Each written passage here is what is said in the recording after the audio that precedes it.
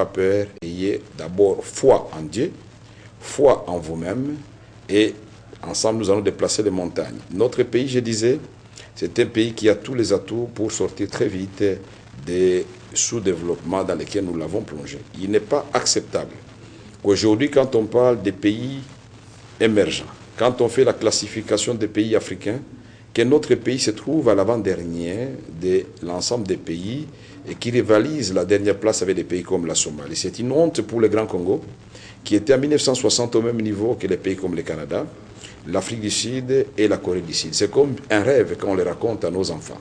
Et nous disons, de part et d'autre de l'Atlantique, nous avons quand même des pays qui ont des réalités naturelles comparables. Et nous disons, en français, comparaison n'est pas raison, mais la comparaison peut nous permettre de prendre l'élan pour comprendre que ce qui a été vaincu ailleurs et permettre au peuple d'espérer et d'accéder finalement au développement, ça peut nous inspirer pour adapter les mêmes politiques et les mêmes élans chez nous.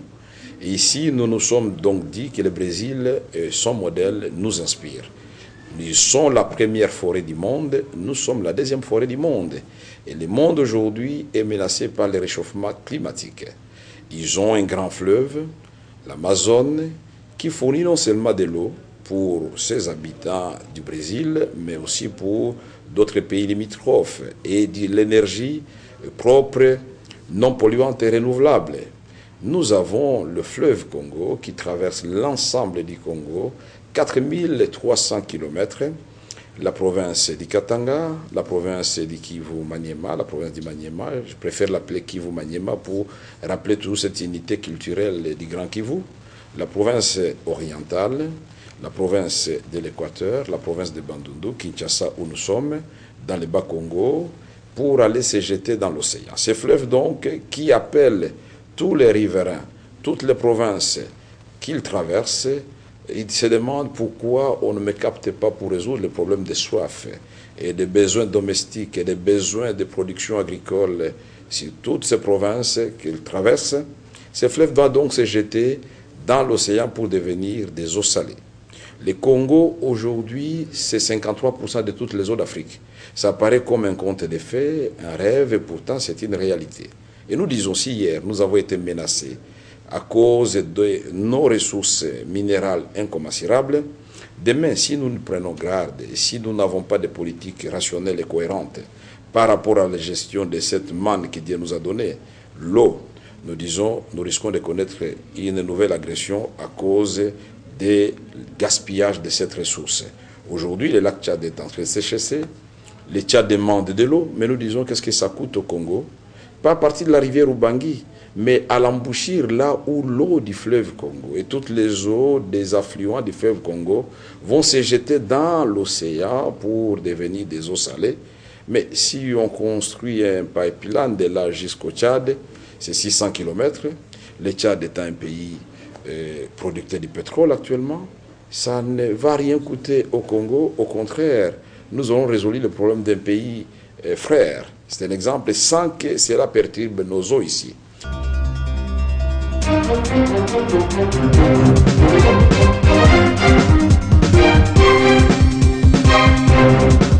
Nous disons le Congo, c'est aussi une solution pour la faim dans le monde. Aujourd'hui, 1 milliard d'individus souffrent de malnutrition.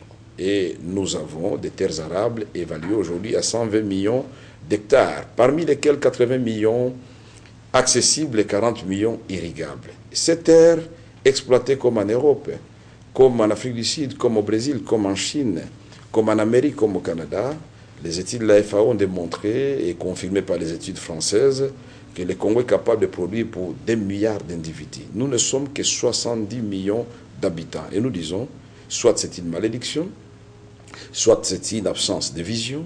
Et moi, je voudrais appuyer en disant que c'est tout cela à la fois au niveau des dirigeants et l'absence de volonté politique. Nous disons aussi que le monde aujourd'hui est confronté à un autre fléau.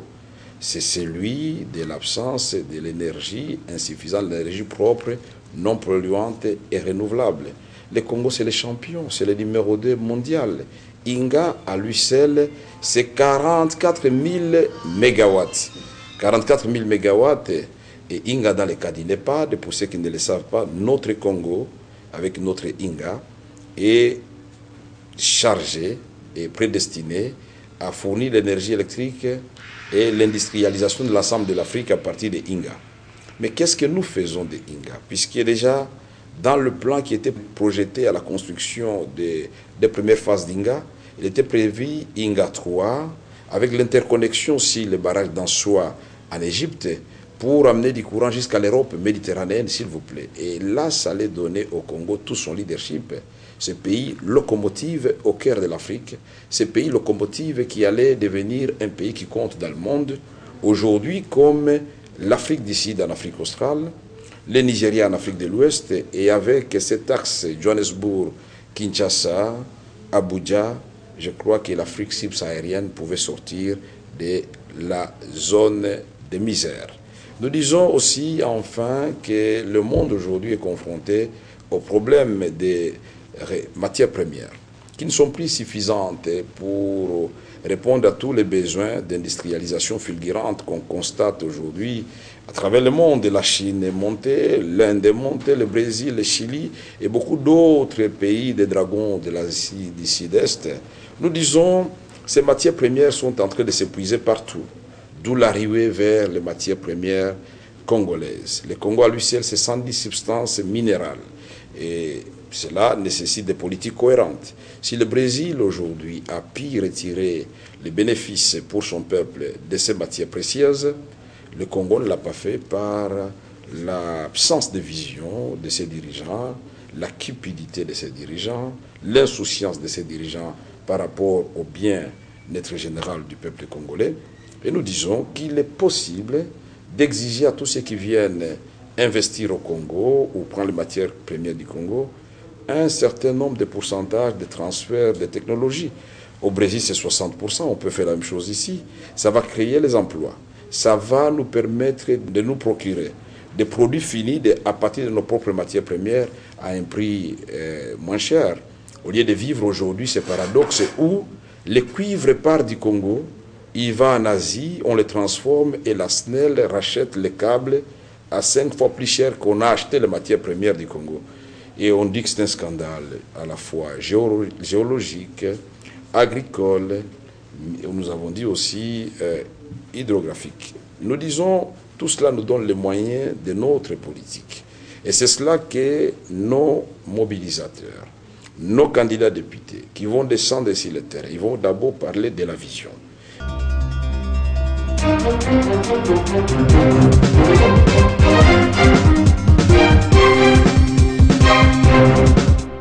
Ces premières mesures vont concerner la refondation de l'État, puisque sans État de droit, il n'y a rien qui peut se faire. Ni l'agriculture, ni quoi que ce soit en termes d'investissement et de création d'emplois. C'est pourquoi nous disons, nous avons passé en revue toutes les fonctions régaliennes de l'État. Et ces fonctions régaliennes de l'État sont connues. Il y en a plusieurs. Mais le plus important, nous savons que vous ne pouvez pas à la fois avoir les matières premières qui sont convoitées par tout le monde et ne pas avoir la sentinelle qui va veiller sur cette matière première. L'armée républicaine, c'est une priorité des priorités en ce qui concerne mon programme. Cette armée républicaine, je la vois comment? C'est une armée d'abord dont nous devons définir la taille, compte tenu de la menace qui pèse sur la République démocratique du Congo. Et cette taille doit être déterminée en fonction aussi de l'avancée technologique en matière d'armement, en matière des équipements militaires. On n'a plus besoin des armées pléthoriques comme à l'époque de la guerre de 1945. Pour le moment, avec un nombre réduit, la technologie aidant, des équipements sophistiqués, on peut garder le territoire même par surveillance satellite, mais avoir un nombre de militaires. Et nous savons à ce moment-là que le soldat, quand Vital Kamerhe va accéder au pouvoir, il sera débarrassé de tous les cauchemars qu'il fait la nuit pour se demander comment il va dormir. Il va se réveiller pour résoudre le problème de sa femme et de ses enfants qui n'ont pas accès à l'éducation ni aux soins de santé. Nous allons donc faire en sorte que nous puissions définir, en âme et conscience, un salaire humain et un salaire qui permette aux soldats non seulement de nouer le début du mois, mais d'épargner comme ce fut le cas à l'époque. Et pour qu'il puisse lui aussi, après des décennies de services sous le drapeau, acquérir à crédit une maison, pourquoi pas, et qu'il puisse constituer une caisse pour sa retraite honorable et il devient ancien combattant tout en allant toucher son salaire.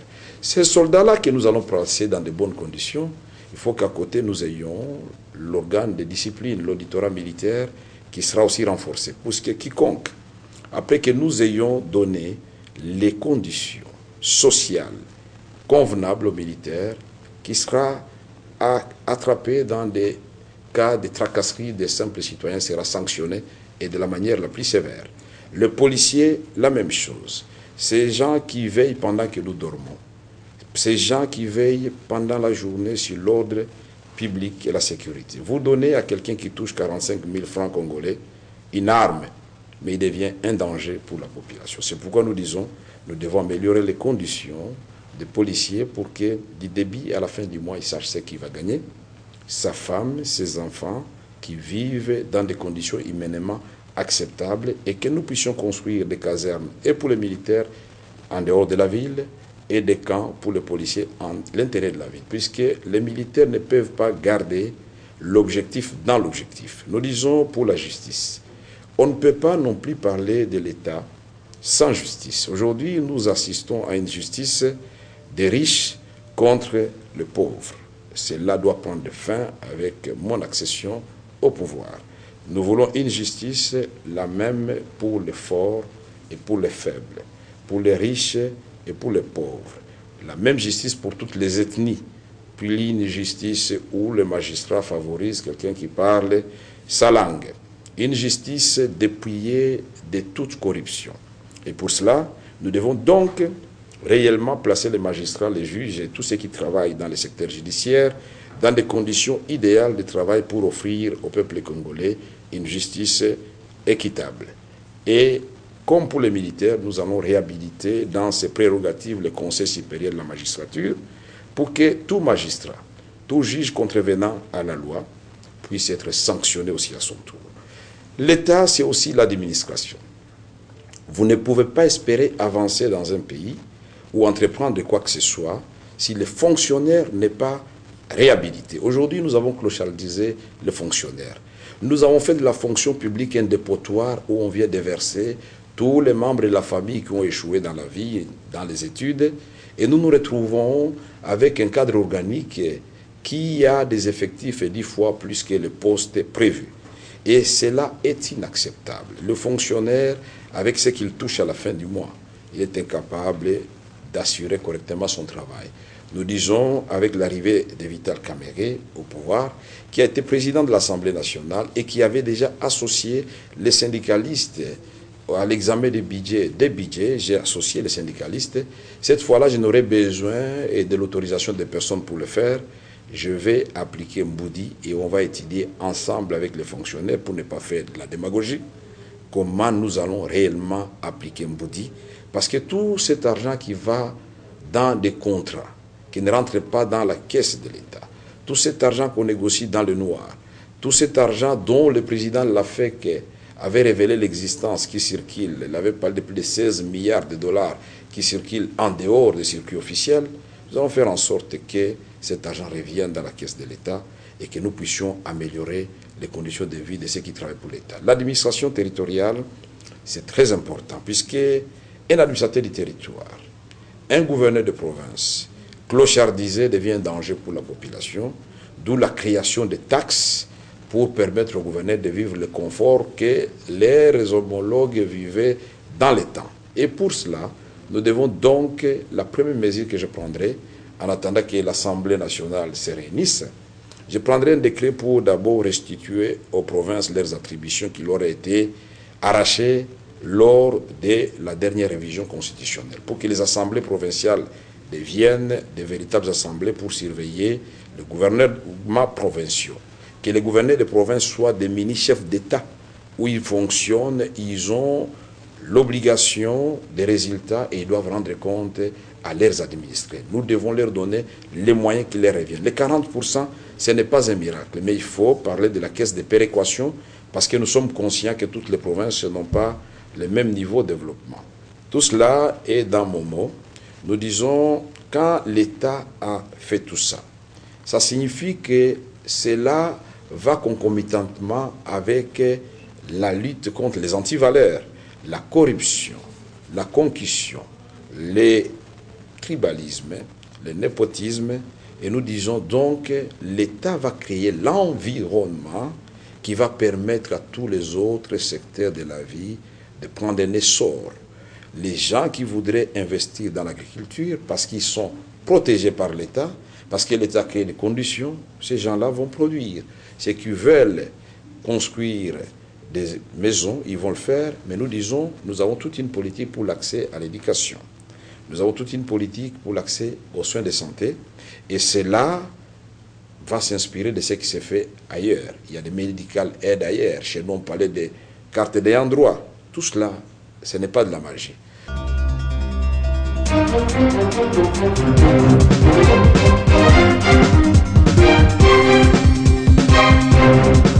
En ce qui concerne les jeunes et la femme, les jeunes doivent cesser d'être chaque jour ce qu'on renvoie dans le futur. Non, pour nous, les jeunes sont des acteurs du changement et nous devons les impliquer maintenant.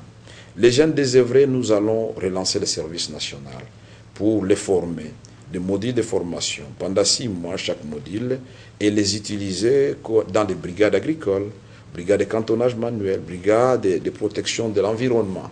Les jeunes universitaires, nous allons créer des conditions pour que les universités soient vraiment un lieu de l'intelligentsia où les gens peuvent étudier dans de bonnes conditions, pas dans des dépotoirs. Les professeurs réhabilités, au niveau de l'enseignement fondamental, nous devons faire en sorte que la gratuité de l'enseignement soit une réalité, que l'enseignant soit réhabilité et respecté, puisque vous ne pouvez pas parler de la gratuité de l'enseignement sans améliorer les conditions de vie de l'enseignant. Cet enseignant qui était respecté à l'époque doit être réhabilité. Nous ne pouvons pas non plus parler du développement dans notre pays sans penser qu'aujourd'hui, c'est la femme qui supporte les fardeaux de chaque famille à plus de 70%. Cette femme-là, nous devons en faire un leader, améliorer ses conditions de travail là où elle est, et celles qui ont étudié jouir des mêmes chances que les hommes pour accéder à l'emploi. Nous disons tout cela, vous allez me poser la question de savoir, vous allez le faire avec qui? Nous allons le faire avec le jeune, avec les femmes et avec les sages congolais et avec l'élite congolaise. Tous dans la locomotive qui aura 3 wagons, le wagon des riches, puisque nous n'allons pas les jeter, mais à condition qu'ils investissent ici chez nous pour créer l'emploi. Le deuxième wagon, nous allons créer la véritable classe moyenne que nous avons connue à l'époque, de Lusakivana, de Kisombe, de Zolantima, de Nyamulinduka, de Katebeka Toto, tous ces commerçants Kansebou qu'on a connus à travers tous les pays qui ont disparu. C'est ça la véritable classe moyenne que nous voulons recréer, et à côté d'elle, la classe ouvrière qui va travailler dans les industries naissantes. Tous ces grands quartiers industriels qui ont existé et qui existent encore dans toutes les grandes villes doivent être réhabilités avec l'existence réellement d'un tissu industriel. Le troisième wagon, là se trouve le peuple.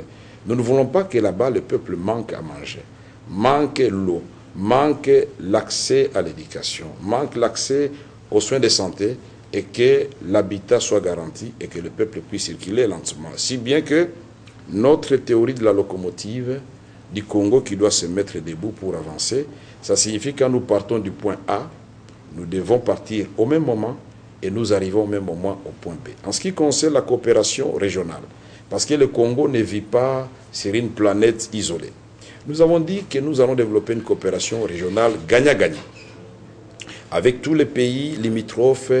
Si le Congo s'élève, ils vont trouver des opportunités pour aussi accroître leur PIB, leurs affaires dans leur pays. Et ça sera à travers la grande porte.